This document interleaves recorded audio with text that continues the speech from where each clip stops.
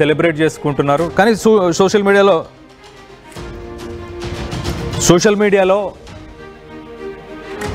ఇంకో పక్కన చాలామంది ఏమంటున్నారంటే, ఎవరైతే సినిమాని చూడడానికి థియేటర్కి వెళ్ళలేరో, ఎవరైతే ఒక లింక్ ఓపెన్ చేసుకొని సినిమా చూడగలుగుతారో, ఆ కన్వీనియన్స్కి అలవాటు పడి ఉన్నారో వాళ్ళకి, అలాగే ఈ సినిమా ఇండస్ట్రీకి సంబంధించిన వాళ్ళకి, వీళ్ళిద్దరికీ ఒక డిస్కషన్ అయితే సోషల్ మీడియాలో గట్టిగా జరుగుతుంది. సో మీరేమనుకుంటున్నారు? మీరు ఐబొమ్మ రవిని ఒక రాబిన్ హుడ్తో కంపేర్ చేస్తున్నారా? మీకు రాబిన్ హుడ్తో కంపేర్ చేయడం ఓకేనా? At the same time Wolf of Wall స్ట్రీటో, పైరేట్స్ ఆఫ్ కరేబియనో, లేకపోతే ఇటు పైరేట్స్ ఆఫ్ కరేబియనా, లేకపోతే ఇటు ఐబొమ్మ రన్ చేయడం తప్పు, అసలు పైరేట్ కంటెంట్ని రన్ చేయడం తప్పు అని అనుకుంటున్నారా? దీనికి సంబంధించి అసలు మీరేమనుకుంటున్నారు అనేది కింద స్క్రాల్ చేసే నంబర్స్కి మీరు కాల్ చేసి మీ అభిప్రాయాలను వ్యక్తపరచవచ్చు. దీనికి సంబంధించి మీరు ఏమనుకుంటున్నారు? ఐబొమ్మ రవి అతని టాలెంట్ కావచ్చు, తన స్కిల్స్ కావచ్చు, దీన్ని ఎటు యూటిలైజ్ చేసుకోవచ్చు, ఎలా యూటిలైజ్ చేసుకోవాలి అని చెప్పేసి. సో దీనికి సంబంధించి మరిన్ని వివరాలు తెలుసుకునే ప్రయత్నం చేద్దాం. మా ప్రతినిధి పవన్ ఉన్నాడు, పవన్తో మాట్లాడి తెలుసుకునే ప్రయత్నం చేద్దాం. పవన్, చెప్పండి, సోషల్ మీడియాలో జరుగుతున్న ఈ డిస్కషన్స్ ఏవైతే ఒక చర్చ జరుగుతుంది, ఆయన ఒక రాబిన్ హుడ్ అని, కొంతమంది ఆయన ఒక ఠాగూర్తో కంపేర్ చేస్తున్నారు, కొంతమంది ఆయనని సెలబ్రేట్ చేసుకుంటున్నారు. ఒక్కసారి ఐబొమ్మ రవి గురించి ఇటు యాక్టర్ శివాజీ ఆయన ఏం మాట్లాడారు, ఆయన మాటల్లోనే ఒకసారి వినే ప్రయత్నం చేద్దాం. ఆడెవడో ఒకడు ఉన్నాడు, వెళ్ళిపోయాడు. వాడికి ఏదో ప్రెస్ మీట్ పెట్టారంట అక్కడ. వాడేంటండి బాబు అంటే వాడికి ఏదో బాధ, ఏదో కసి, వాడికి పోనీ కసి మొత్తాన్ని పట్టేశారు అబ్బాయిని.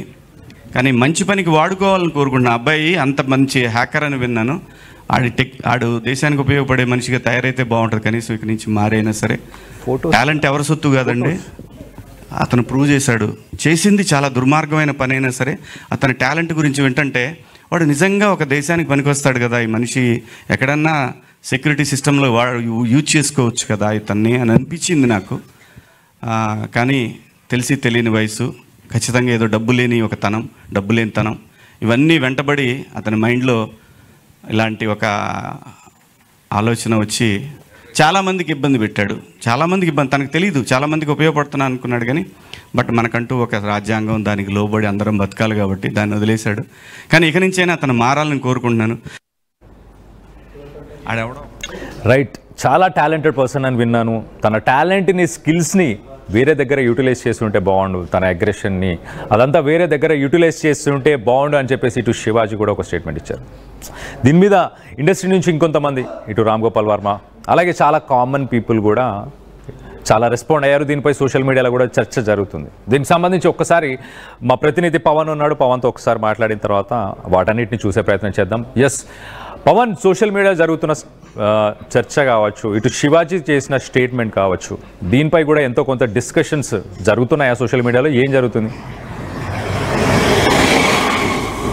ఎస్ కళ్యాణ్, ఏదైతే ఐబొమ్మ ఈ నిర్వాహకుడు ఇమ్మడి రవి అరెస్ట్ అయినప్పటి నుంచి ఇప్పటి వరకు కూడా అతనికి ప్రజల నుంచి మద్దతు పెరుగుతూనే ఉంది. ఒక హీరోని కొలిచినట్టు, ఠాగూర్ సినిమాలో చిరంజీవిని కొలిచినట్టు కొలుస్తూ ఉన్నారు ప్రతి ఒక్కరు కూడా. ఎందుకంటే అతని ద్వారా మేము ఫ్రీగా సినిమాలు చూసాం. ఒక మధ్యతరగతి వాడు థియేటర్కి వెళ్ళి అంత ప్రైజెస్ పెట్టి సినిమా చూడలేడు. కాబట్టి మేము ఆ సినిమాని ఆ రోజే మేము మొబైల్స్లో చూస్తూ ఉన్నాం, లేదా నెక్స్ట్ డే మేము మొబైల్స్లో చూస్తూ ఉన్నాం. అతడి వల్లే మేము అందరం కూడా సినిమాలు చూస్తూ ఉన్నాం అంటూ కూడా వాళ్ళు చెప్పుకొస్తున్నారు. మరికొంతమంది పెద్దవాళ్ళు ఎవరైతే ఉంటారో పెద్దవాళ్ళు కూడా చెప్తా ఉన్నారు, ఈ ఫ్యాన్ వార్లో పడి ప్రతి ఒక్కరు పిల్లలు కూడా క్రేజ్ కానీ చెప్పేసి వెళ్ళిపోతూ ఉన్నారు. ఈవెంట్లు కానీ బెనిఫిట్ షోలకు వెళ్ళిపోయి చాలా ఇబ్బందులు పడుతూ ఉన్నారు. వారం ముందు అంతే మా పిల్లలు కూడా సేఫ్ అవుతూ ఉంటారు. ఆ బెనిఫిట్ షో టికెట్ల వల్ల అంత 3000 టికెట్ పెడతారు. ఆ 3000 కోసం మమ్మల్ని పీడించి మరి మా దగ్గర నుంచి ఆ 3000 తీసుకొని వెళ్ళి ఆ సినిమాలు చూస్తూ ఉన్నారు. అదే ఈ సినిమా మొబైల్లో కూడా వస్తుంది, చూడొచ్చు కదా అంటూ కూడా వాళ్ళు కొంతమంది పెద్దవాళ్ళు కూడా మాట్లాడడం జరిగింది. సో ఏది ఏమైనా ఇమ్మడి రవికి రోజు రోజుకి అయితే రెస్పాన్స్ పెరుగుతూ ఉంది, మంచి రెస్పాన్స్ పెరుగుతూ ఉంది.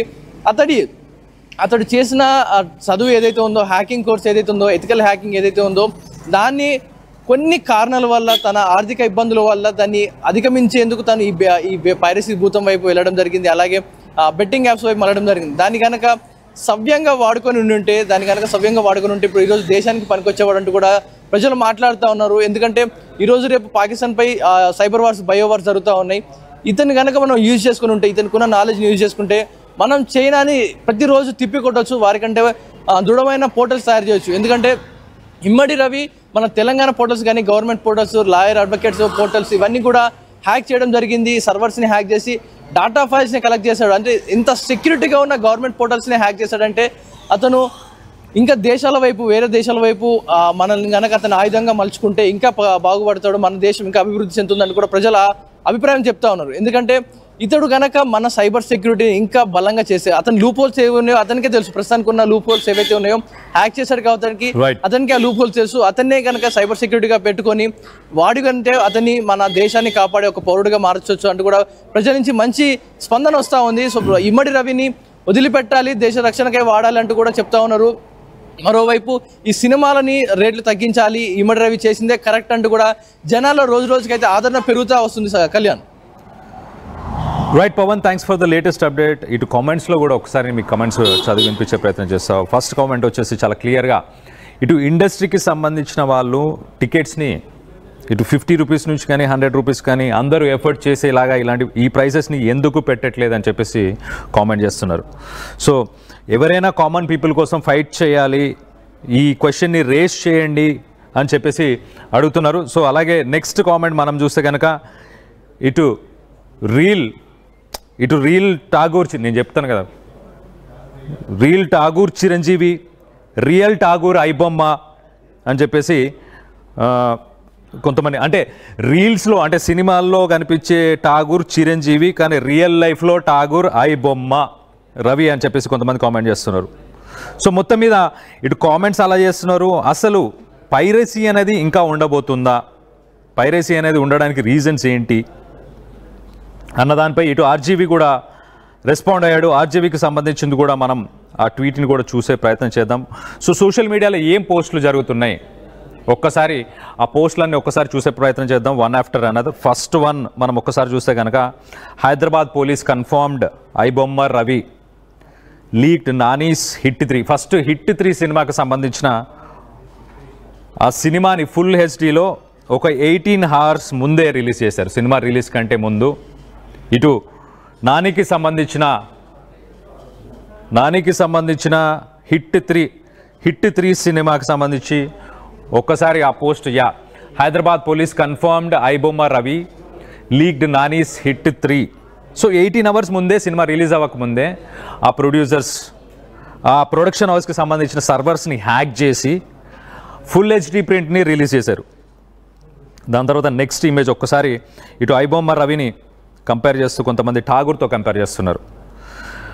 ఠాగూర్ సినిమాలో ఎట్లా అయితే ఆయన కొంత కొలాటరల్ డ్యామేజ్ అయినా పర్లేదు, కొంతమంది ప్రాణాలు పోయినా పర్లేదు, నలుగురికి మంచి జరుగుతుంది అంటే తప్పే ఉంది దాంట్లో అని చెప్పేసి ఎలా అయితే ఠాగూర్ సినిమాలో చిరంజీవి ఒక డెసిషన్ తీసుకున్నాడో, ఐబొమ్మ రవి కూడా అలానే ఇండస్ట్రీలో కొంతమందికి నష్టం జరగవచ్చు మేబీ, కానీ ఒక కామన్ మెన్కి అయితే ఖచ్చితంగా ఇదైతే మంచి విషయమే కదా, ఇదైతే మంచి జరుగుతుంది కదా అని చెప్పేసి అతన్ని ఠాగూర్తో కూడా